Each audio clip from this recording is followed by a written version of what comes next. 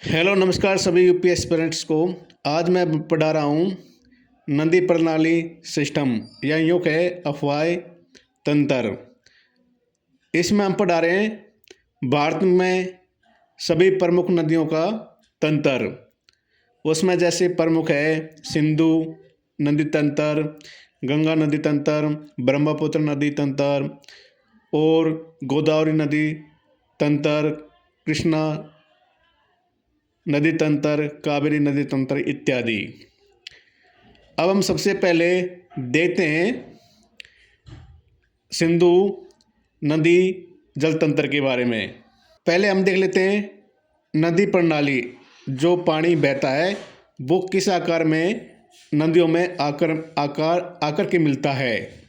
जैसे ड्रेनेज के आधार पर वृक्ष के समान, पेड़ के समान, समांतर नदी प्रणाली, जालीदार नदी प्रणाली, आयताकार नदी प्रणाली।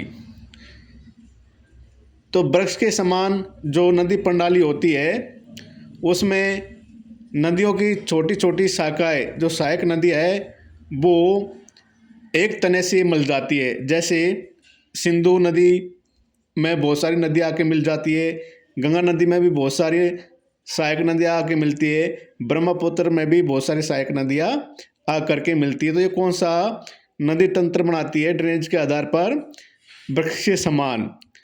फिर है समांतर नदी प्रणाली। तो जैसे इसमें पश्चिमी घाट से निकलने वाली नदी है, जैसे गोदावरी है, कृष्णा है, कावेरी है इत्यादि।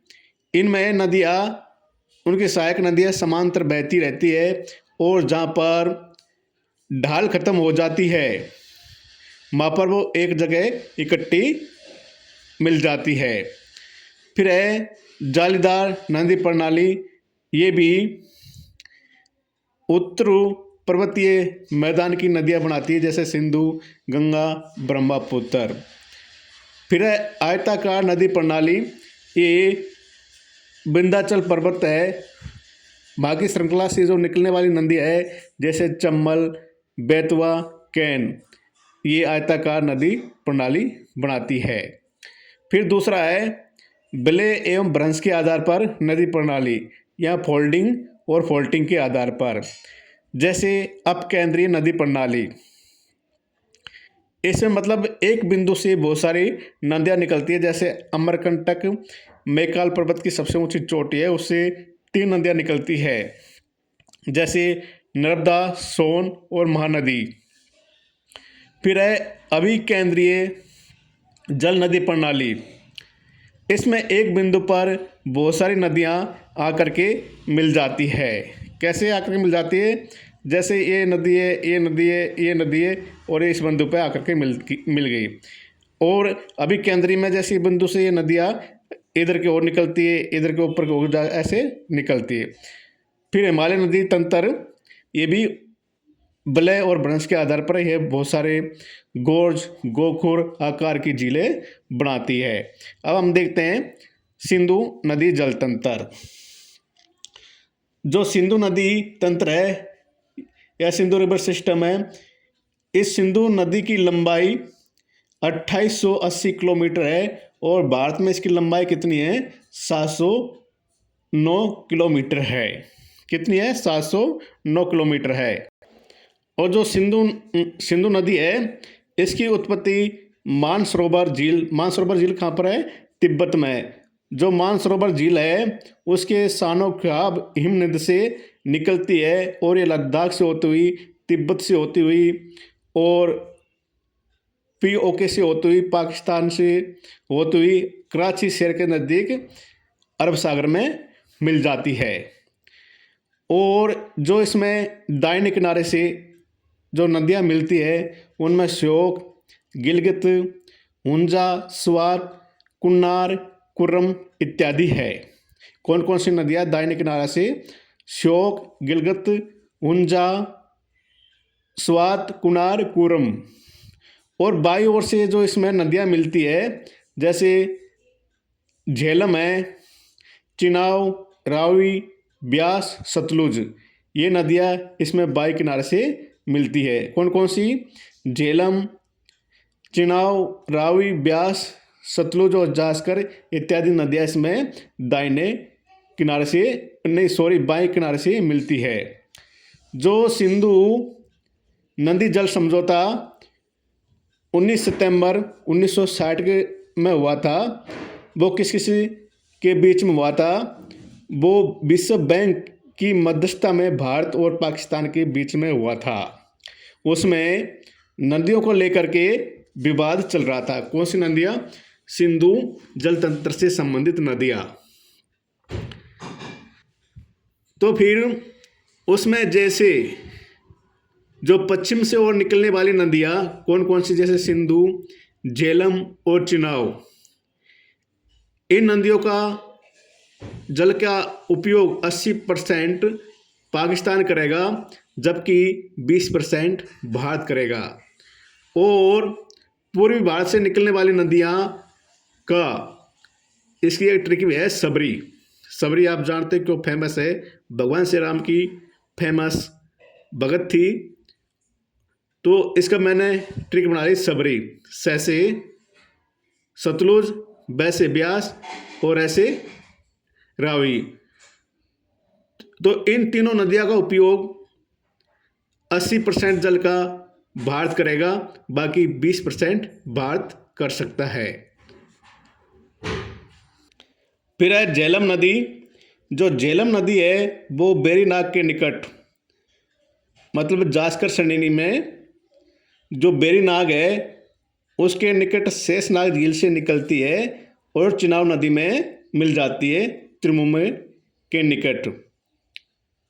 इसी प्रकार फिर चिनाब नदी जो हिमाचल में बारालाचा दर्रा है उससे निकलती है, और ये नदियाँ चिनाब किस में मिलती है? सिंधु नदी में।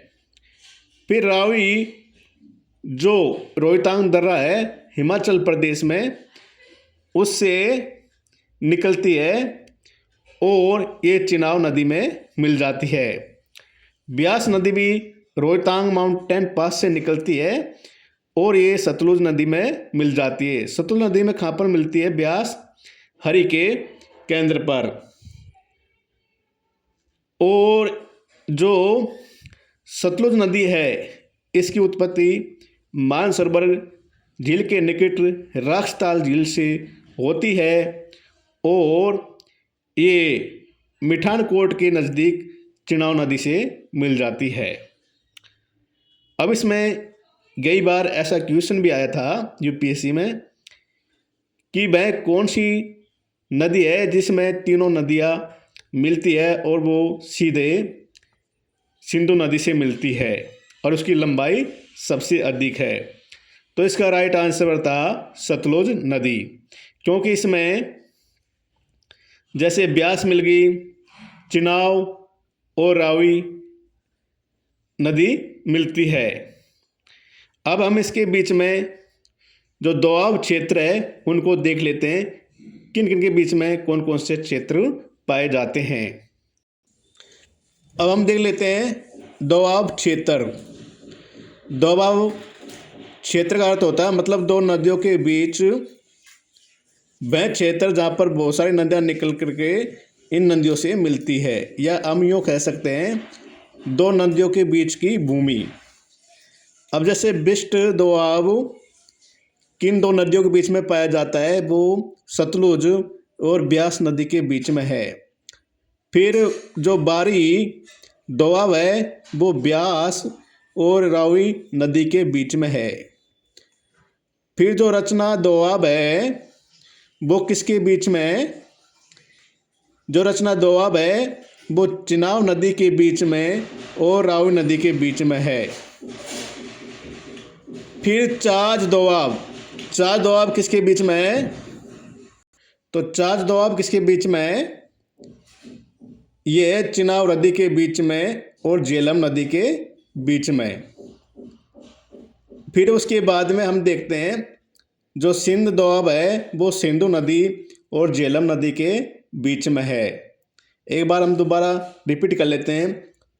अगर आपसे क्वेश्चन पूछा जाए कि उत्तर से दक्षिण में कौन कौन से दोआब क्षेत्र पाए जाते हैं, क्रमबद्ध लिखिए, तो उसमें है जैसे सिंध, चाज, रचना, बारी और बिष्ट।